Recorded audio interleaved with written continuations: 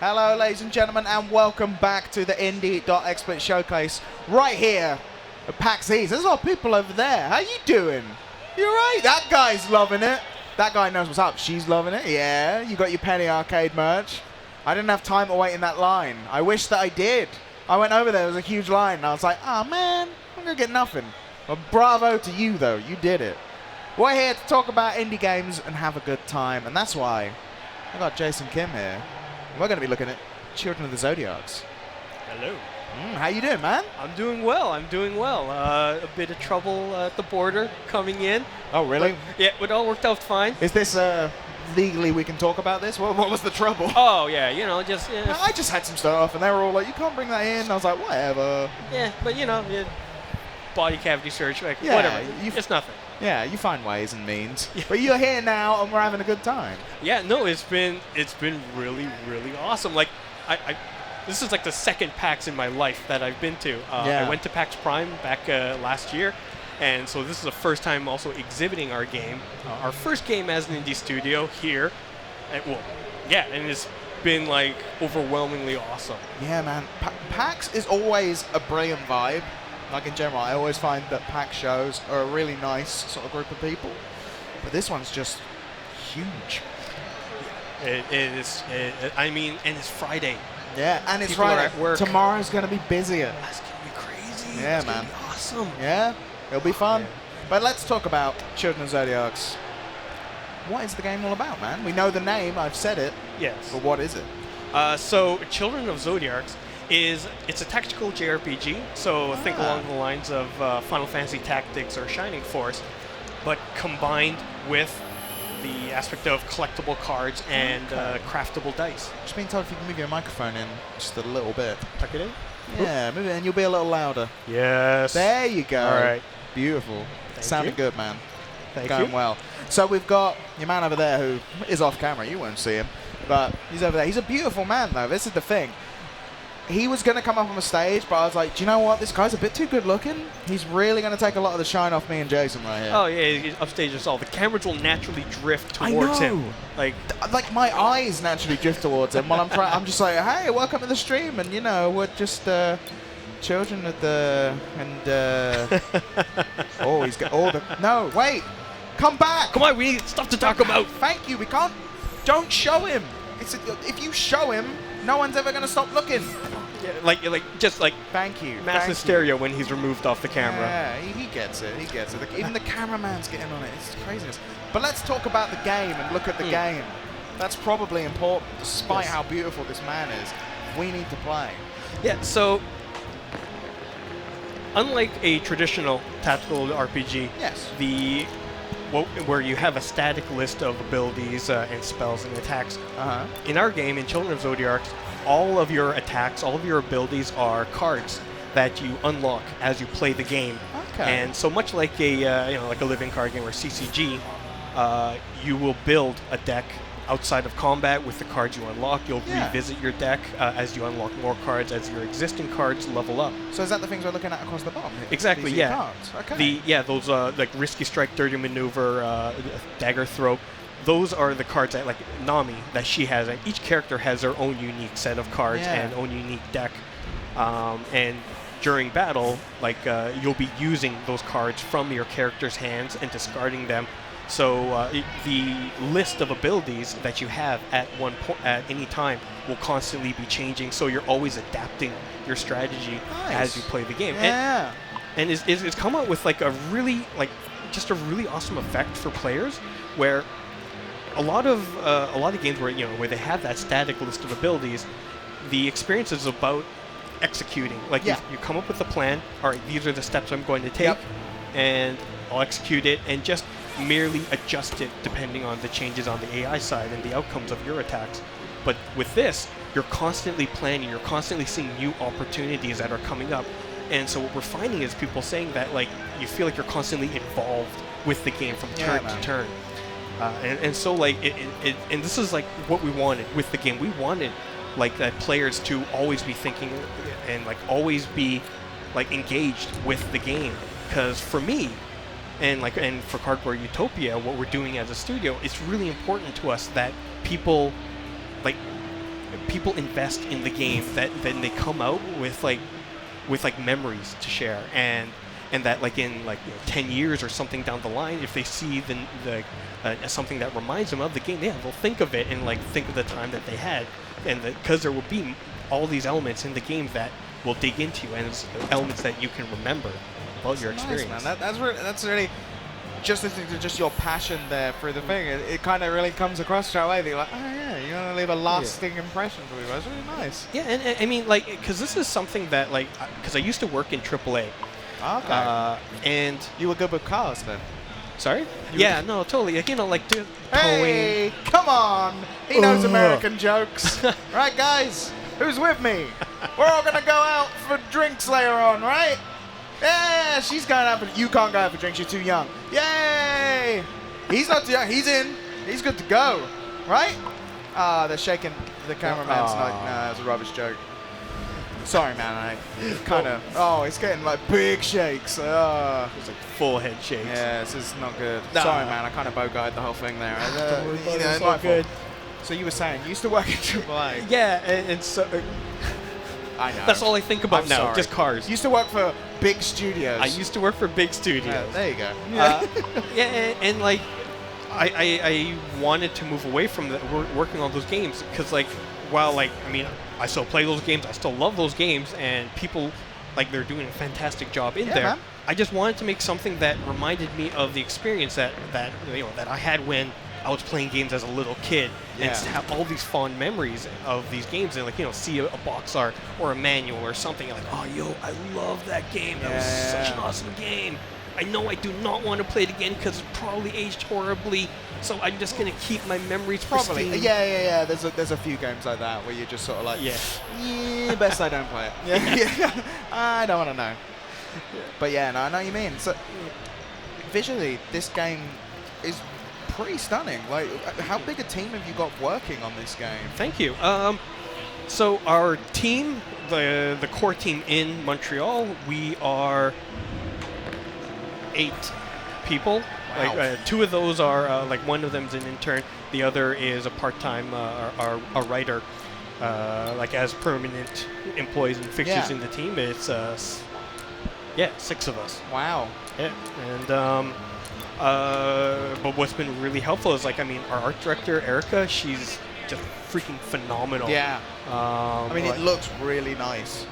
Yeah. So yeah, she's done a very good job. No, this is an amazing job, and like and our artist Michael, like, he's a super experienced guy, so like he's able to pump out like high quality art really fast and everything. Yeah, I mean, like, we've been so lucky to have the team that we have. Yeah, man. One thing I have noticed while we've been playing through this, you've got cards coming into play and like the turn-based system coming into play, but also there's dice coming into play. Yes. How's that sort of implemented into the game? Like, how does that work with the cards and stuff like that? Yeah. So the the cards determine what you're going to do. Like, all right, that dagger throw determines the range. It determines like the special trigger effect of that star trigger of rooting the target and things like that. The dice, like you see, we have a symbol-based dice and not numeric dice. So the problem with numeric dice is that there's only one objective: high numbers. Yeah. And it's not an interesting investment for the player. But with the symbol-based dice, each symbol has a different effect, and so with a single dice roll, you can aim for a variety of outcomes. And like, so because the dice, they determine the full outcome of the action that you play. So like okay, so you play your card, but then you've got to roll the dice in order to see how that all plays out. Exactly. Okay. And so you're sort of almost combining like a CCG with like D&D. Yeah. Like in the sort of way that you would be like, and now roll the dice, see how that all pans out. That's cool. Yeah, I mean, like, this game came from like our love of tactical games like this that we played in the past, but also like playing board games. You know, like, and for this game especially, like, Arkham Horror was a big inspiration for this. Yeah. That game was really cool. One thing that I'm quite liking about this game, just watching it play out and like listening to it, it feels very relaxing. Like, to me, it's kind of, you're saying like the sort of, it evokes childhood and memories and things like that. Like, that was kind of what you were looking to do. it definitely to me just makes you think of like, oh yeah, I'm just relaxing and playing a game with some friends. This feels nice. Yeah, that's cool. Like clearly, you know, you're being attacked by people with giant clubs and stuff like that. That's not too relaxing, but just the vibe of the game seems very much like, oh nice. Just sort of chill, play this game, enjoy it. Yeah, I'm glad you said it that way. Don't get too relaxed when you play, because we do find that like the skill level of a beginner player just kind of being very casual about the choices they're making will they're generally going to lose. So there is a learning curve to this, and there is like quite a bit of depth. Yeah, no, and like this is how we know that's kind of come out. Like, is that when we were doing internal playtesting in the team, like you know, there were 3 of us who we play the game a lot as we're working on it and testing it, and then the 3 others that were don't really play the game too much because they just don't need to as part of their job. And the skill divide is amazing. It's like they're complaining about certain cards. This feels useless. Like I just kept dying and stuff. But then we're like, no, this skill is like, this card is super useful because of this, like more like a nuanced tactic and such. And like another example of like that there is a level of skill to the game is when people play, they'll lose that first time, but then like, okay, you know, I'm gonna go again, and then they win it. And everyone who's played it, who loses on that first time, if they play again, they always win the second time. So that to me, that clearly shows that you can learn this game. You can apply what you learn to be more successful. Because like, you know, one of the worries that we hear a lot about when with feedback for the game is, you know, it's a tactical game. Tactics is heavily about reliable outcomes of using the proper tool for the proper situation. But cards randomly drawn into your hand, dice, like there's this fear of like a lot of random number generation, a lot of randomness, and like you know, we were fully aware of that going into this project. So we spent like about 3 months prototyping to get like a good mix where there still is randomness, as randomness is still in the game, like just like any tactical game really, where has percentages as your accuracy or whatnot, but we also added in a lot of means of influencing that randomness, of influencing your luck. Nice. Where like, so when you roll the dice, each time you roll the dice, you can select up to 2 dice to re-roll.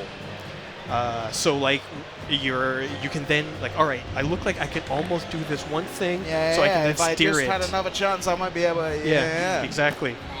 And also in the management, like Bryce just died. Boo! You may be handsome, but you suck. Hey, he doesn't need to be good looking that good. Hey. You know what I'm saying? Like he could lose at that game and we'd all applaud. that's just facts. So what are the sort of like guide there? What is it? Is there permadeath? Like, what sort of penalties are there? Because we're so this is a story-based game. Like, story is the next thing I want to touch on. Okay. Go ahead. It's a huge aspect of the game, and because we're still a small team, so we don't have the resource to have like hundreds of expendable characters, and you know, our budget was like this many characters. So let's make these small group of characters like important and like meaningful, and like have like give them rich stories and interactions between each other. And with that, like, we needed to keep the characters alive. Really. So 100%. we weren't able to do that. So you've been saying about how the narrative is a very important part of the game. Yes. What's sort of the, like, because we're not going to go into it too much, I don't spoil too much, but what's the basic sort of narrative conceit of the game? Where does this begin? Where does your story begin? So the game starts with, essentially, it's in the Tauran Empire, this heavily corrupt, like just a very totalitarian country. There you go. That is a conquering nation. You were good. He came out eventually. Like, that's all that matters, exactly. Right? Like, it's like Half-Life 3. Actually, no, it's not like Half-Life 3. It's never coming out. Sorry, a spoiler for everyone. You're never getting Half-Life 3. Anyway. Horrible. horrible thing to say. I'm a cruel man, but you know, sometimes you just gotta face reality. That's true. That is true. Gabe's playing it right now. That's all I'm saying. He's This finished is so it. good. He's bored of it. Oh, That's why he's never gonna release it. Yeah, just It's boring caressing now. his knife collection Yeah. and playing Half-Life 3. Yeah, he's loving it. Anyway, we're talking about the story. It takes place in this very corrupt nation, and in the capital city, Taurus, where you play as Nami, Yes. who leads a small group of thieves. They're given the task of breaking into a Tauran noble's vault and stealing a priceless relic. And so what turns out as, for them should have been a very straightforward task. It quickly becomes something much greater than they expected, as they're then forced to escape the city and flee from the pursuing Tauran guards, from rival gangs, and from cannibalistic underdwellers in the underground of the city. And during that, we wanted also to play off of heavy themes. So during the story, Nami is going to be faced with making decisions about making a decision, a call for something that's for herself, or for the greater good of the people in general. So it's going to come to a real moral dilemma for her. And does those sorts of its decisions affect the story or the world, and or is it just a narrative thing? Yeah, it's a scripted narrative because branching storylines, there's a cost to it, and so we decided to just let's laser focus. This is the one thing. A lot of games they go with procedurally generated and like you say branching storylines and all things like that, but there is definitely a lot to be said for a game that it has a story and is telling it. You have a sort of creator who's gone, cool, I've come up with this world, I've come up with this story, here it is, experience it. That is definitely a thing that is of value, strong value to this day. And for us, it also stays true to the JRPG genre. 100%. Where it was as opposed to Western RPGs where you're the hero, it's your story and you're crafting it. JRPGs are about taking you on a ride of someone else's story, just a really complex, windy, twisty story and everything, but still a satisfying story. And it's definitely not for everyone, but there still is a place for that. And so we fit nicely into that place. Yeah, it's one of the things I've really enjoyed, working here on the Indie.Xplit showcase.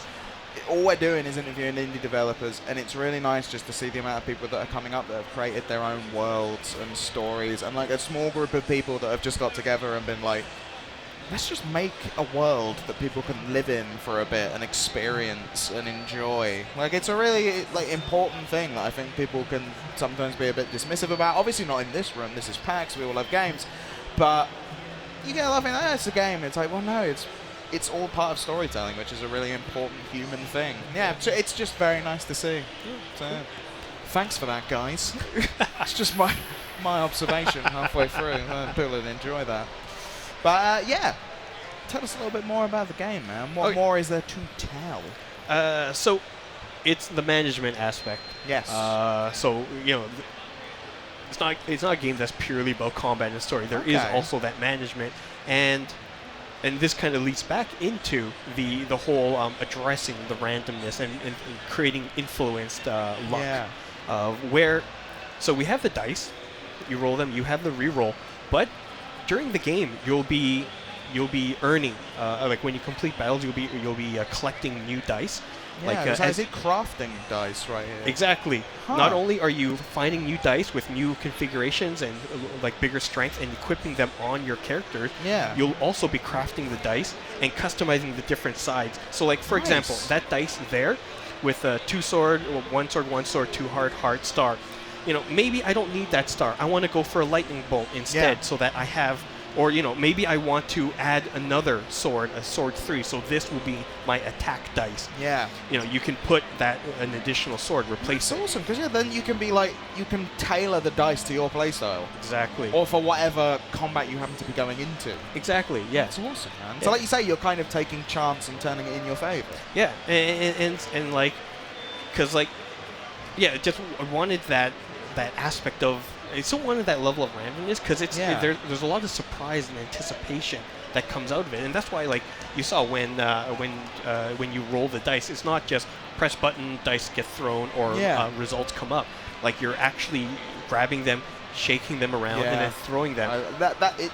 I think it was that sort of simple interaction that I was saying. Like, it reminds me of just relaxing and stuff like that. Just the simple interaction, and then rolling the dice. The click clack sound of the dice. It's nice. It just reminds me of playing Dungeons and Dragons years ago, and just being rolling the dice, stuff like that. It's nice.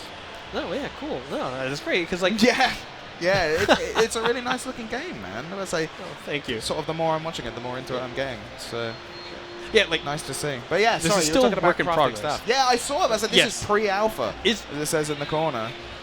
There's a circle out there. Yeah. There's beautiful hands. Yeah, pre-alpha. This is actually technically a pre-alpha. Pre-alpha. Yeah, because I don't even understand what a lot of these things mean anymore. Like, it's got to the point where people are like, it's pre-alpha. Actually, this is like pre-alpha. It's like, and it's like, what is it? So how is it pre-alpha? It's not an alpha. It's not the version before the alpha. It's a version before the alpha. Come on! It's a pre-alpha! I should know. God. It's obvious. Yeah. Awesome, man. Is there anything else, like a little bit more that you want to show us of the game and stuff like that? We've still got a few minutes left to go. Not really. Just, I mean, the last thing is the deck builder. As any player of card games, like a CCG, a Hearthstone, or whichever will want, there is a deck builder in the game, so that you'll be building your deck, and again, like influencing the odds of drawing a certain card versus another. Yeah, that's awesome, man. I was like, where can people find more about this game? Because you're in pre-alpha at the moment. I imagine people can't play it or anything other than here at PAX. If you're at PAX, you can play it. Yes, you can play it at PAX. We are located actually between us and Tiny Build. It's somewhere between there. Oh wow, Tiny Build's just over there. If you're here, obviously if you're at home this makes no sense to you, but you can look at a map on the app. No, they just look behind themselves and like, there it is. Cool, over there. Yeah. So yeah, people here right now, you want to go play this game, you can check it out. For people that are at home that are watching right now, where can they go to find out more information? Where can they go to like hear when it's coming out and stuff like that? Yeah, you can go to our website, www.cardboard-utopia.com. Someone else had Cardboard Utopia as one word. I was like, what? I'll put a hyphen in it. Yeah, unfortunately. Did you not get .org or .gov? Or .ca, Canada. .ca, .co.uk if you're where I'm from. Yeah. So there's our website, and there's also our Twitter, at Cardboard Utopia. One word this time. Nice. And Facebook. Facebook.com, Cardboard Utopia. And you're putting out information about the game and stuff like that, and people will find it there. Yeah, we send the build out to like over 1,000 people now. Wow. Because we back in end of January we ran a Kickstarter of January this year, and it went like crazy well. Nice. Congratulations. Thank you very much. We ended up being 500% funded with 260,000 Canadian. Granted, that's like $5 US, but still big in Canada. Hey, I think it's like 50p in England, but I don't know how it works. Can buy a lot of stuff over here, is all I know. Turns out. But yeah, well done, man. That's really awesome. And so people are getting to play it because of back in the Kickstarter and stuff like that. Yeah, and so the feedback's been great so far. It only went out last night. But oh, really? It went out last night? People are playing it now? Like, right now it's just gone out? Yeah. Are you getting feedback and stuff already? Yeah. We have a subreddit up, actually, and we're using that as our forum. So, like, r/Children of Zodiarcs, one word. Nice, man. So, the backers are posting feedback in there, and, like I said, it's only been since last night that they've been playing it. Nice, man. So, it's starting to come in. Awesome, man. Well, let the people know again where they can find out more information on your website. Yep. And all sorts of good stuff there. Definitely. Awesome. Thank you so much for joining us, man. No problem. It's been awesome. The game looks really good. I'm quite taken with it. It's nice. Thank you very Bravo, much. Gentlemen. Really good. But yeah, stick around, ladies and gentlemen, because we've got more good games coming up. We've got more indie games. PAX East isn't over yet. You stick around because we got all sorts of good stuff. We'll see you very soon. Take care. Bye-bye.